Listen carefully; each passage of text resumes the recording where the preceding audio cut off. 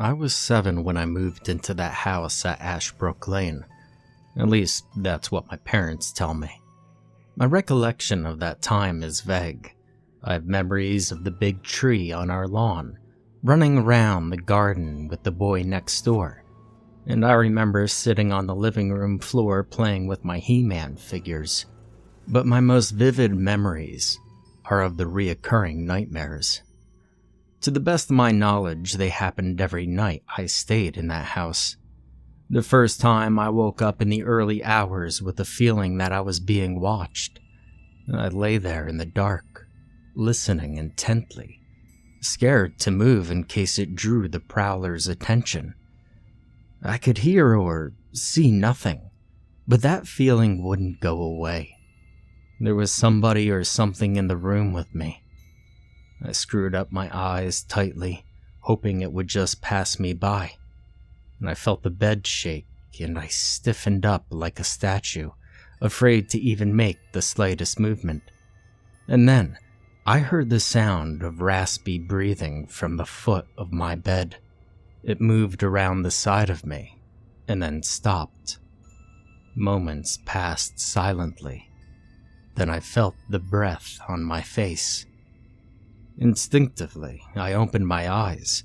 I saw an emaciated man in a lab coat looming over me, an expression of horror etched into his pale, gaunt face, veins bulging from his forehead. I tried to scream, but he grasped me around the throat with his skeleton-like fingers and dragged me out of bed. Jerking and contorting, I tried to grab onto something to stop him from taking me. He pulled me out of my room onto the landing, where I gripped the stair rail. He pulled at my arms and then at my feet, and I kicked and screamed in a furious fight for my freedom. The next thing I knew, it was morning, and I was waking up in my parents' bed. They had found me sleepwalking across the landing in the middle of the night. I had a lot of nightmares as a kid, which was put down to my active imagination, but sleepwalking? Well, that was a first. I saw him again the following night. He yanked me from my bed with no warning, and this time he managed to pull me down the stairs. Once again, I woke in my parents' bed.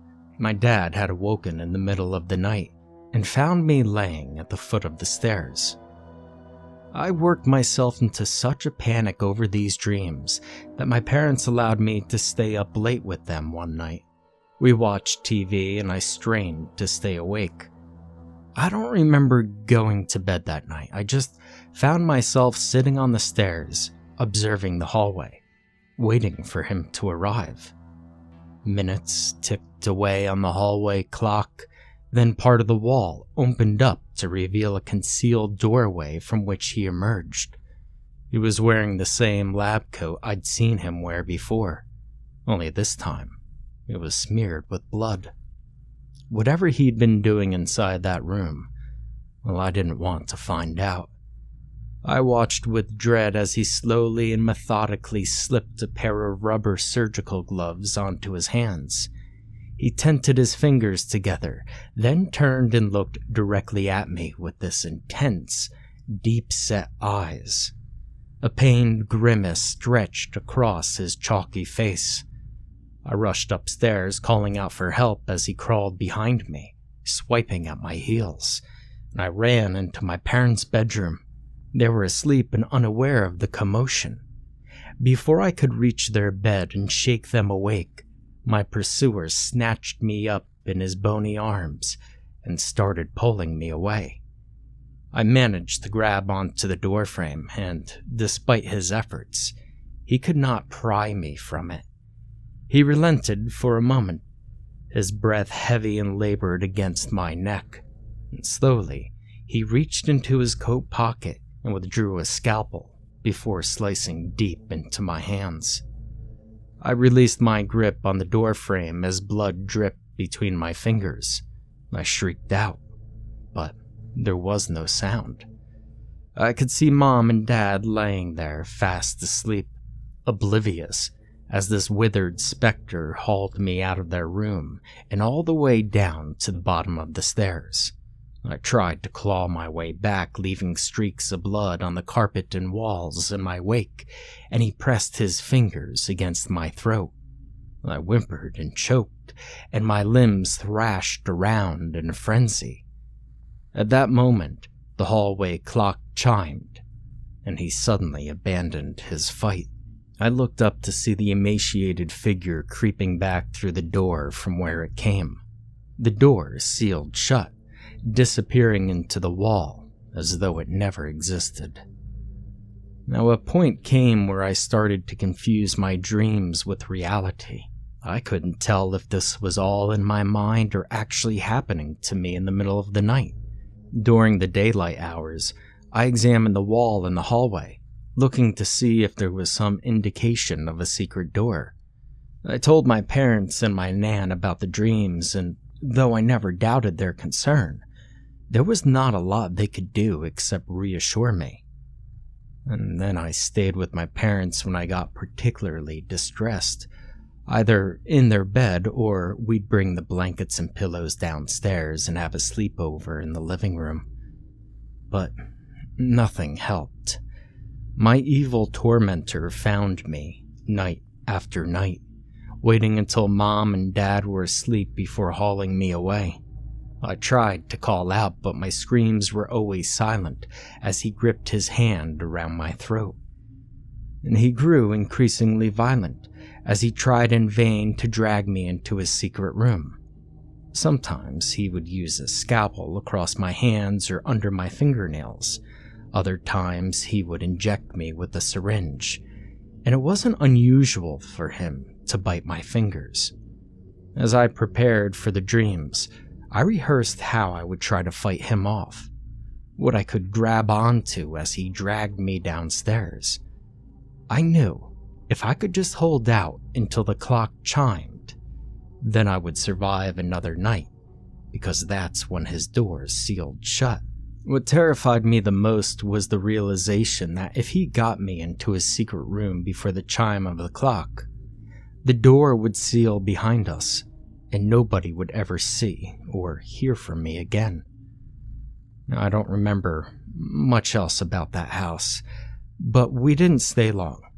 We moved in with my nan for a while, and even though there wasn't much room for all of us, at least those nightmares stopped.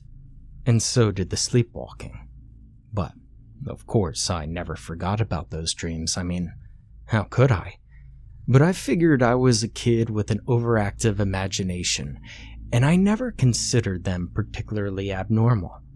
That is, until my teens, when I started to suspect something more sinister was at play. I was looking through an old photo album with my parents when we came across some from our old house at Ashbrook Lane. Something wasn't right about that house, I heard my mom say to Dad. This roused my curiosity. Well, what do you mean, Mom? Well, I used to have bad feelings and nightmares when we were living there, she added.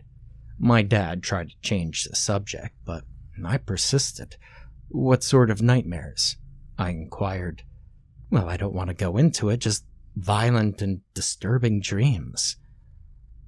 I had reoccurring nightmares in that house too, I said. Now, you were too young to remember your dreams, my dad interrupted. You probably just picked up on something you heard us talking about. I felt insulted, like they were dismissing me, but you don't forget dreams like those. I tried pushing for more information, but they weren't forthcoming. It wasn't until I was in my mid-20s that we were able to talk about it again. I was in the living room with my parents, and my dad was reading the paper. He casually told my mom, "Our old house at Ashbrook Lane is up for sale again." "Nobody stays there long," she replied. "It makes you wonder." My dad nodded in agreement. "So, what exactly happened at that house?" I interjected. Maybe it was because so much time had passed, or perhaps it was because I was older, but they were more open with me this time. My mom explained how she had visions of a violent murder, dead bodies lying on the floor, blood all over the walls, and she claimed she had felt a presence. When she was alone, she would often hear crying, and it sounded like it was coming from inside the house.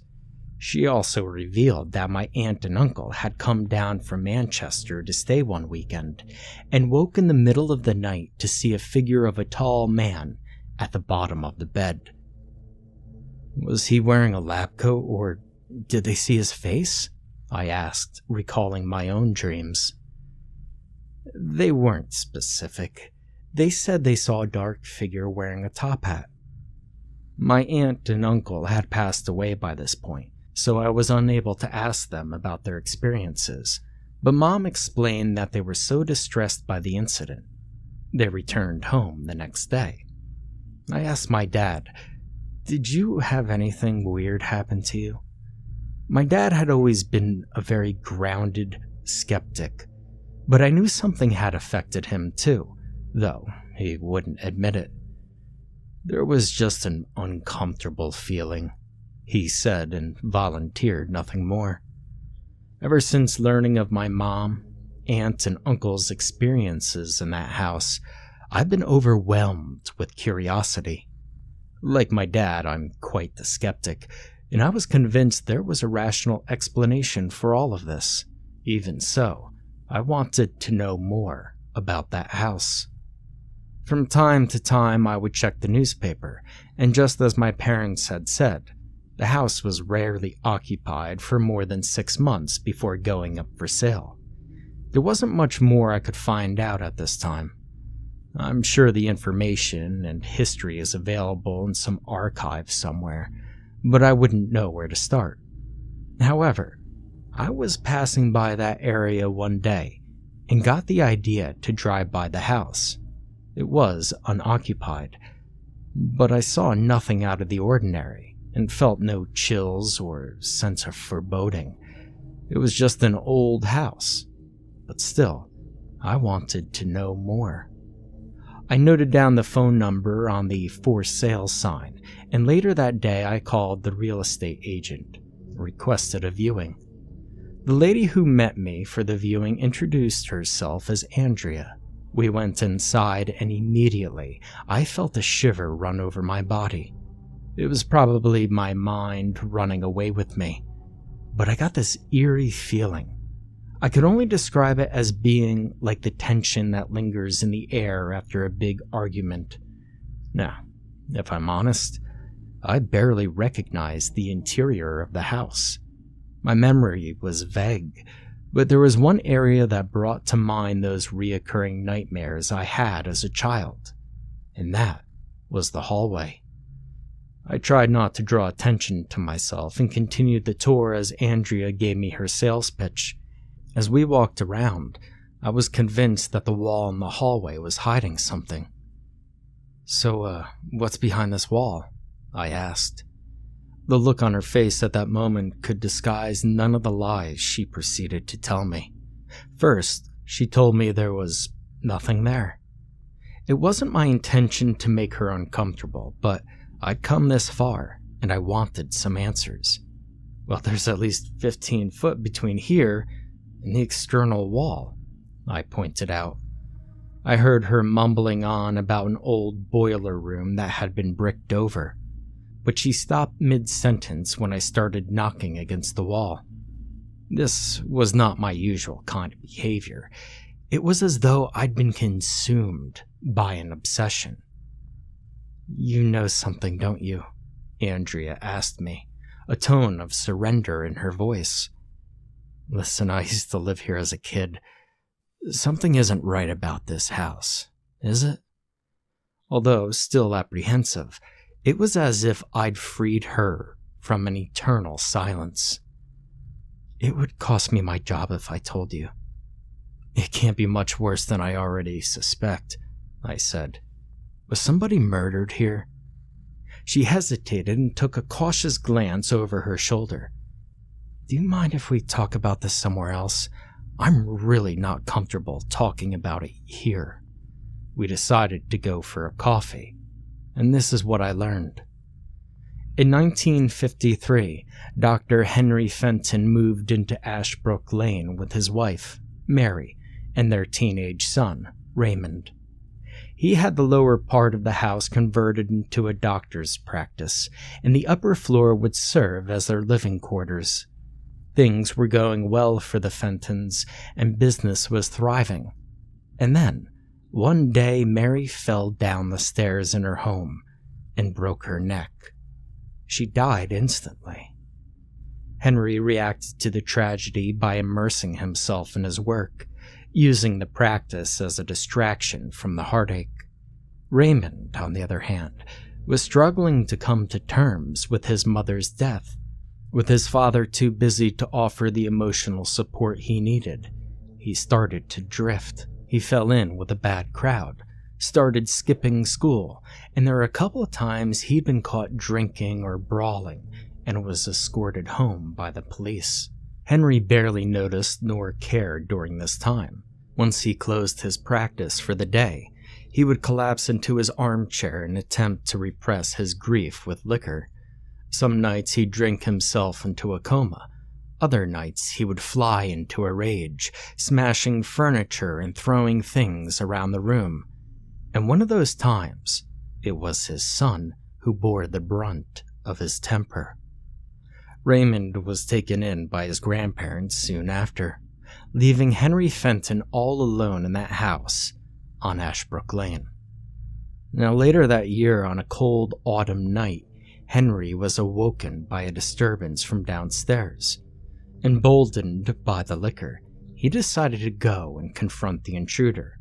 His practice was the only thing he had going for him, and refused to let some thug take that away. Henry tiptoed down in the darkness. He saw the light of a torch in the far room and heard the intruder rummaging through cupboards and shelves. Probably some junkie after the drugs and syringes he kept on the premise. Henry snuck into his office, withdrew a scalpel from the drawer, and tucked into a corner and waited. The intruder entered the room, a rucksack over his shoulder and his face covered by a black mask. Henry sprung out of the darkness brandishing the scalpel and ordered him to drop his bag. The masked man panicked and lunged towards him, attempting to push past and make his escape. Henry swiped out blindly as he fell backwards against the wall. The intruder staggered along the hallway and opened the front door before collapsing on the doorstep. Henry got to his feet and approached the fallen man. Blood gushed from a deep incision across his throat where the scalpel had made contact. Henry pulled the mask from the man's head to clear his airway. Staring back at him in the moonlight, eyes wide with terror, Henry saw the face of his son, Raymond. His heart wrenched at the sight before him. What had he done? How could he have known? His professional instincts kicked in and he sprung into action. Raymond thrashed about, choking and gurgling on his own blood as his father gripped his throat, pressing his bony fingers firmly against the wound in an attempt to contain the bleeding. He proceeded to drag him towards his office where he would clamp and stitch the laceration. But by the time he got him there, however, it was too late. Patients turned up to the practice the following day to find Raymond cradled in Dr. Fenton's arms. Unable to come to terms with killing his own son, Henry had turned the scalpel upon himself, slashing his own wrists before bleeding to death on the floor of his office.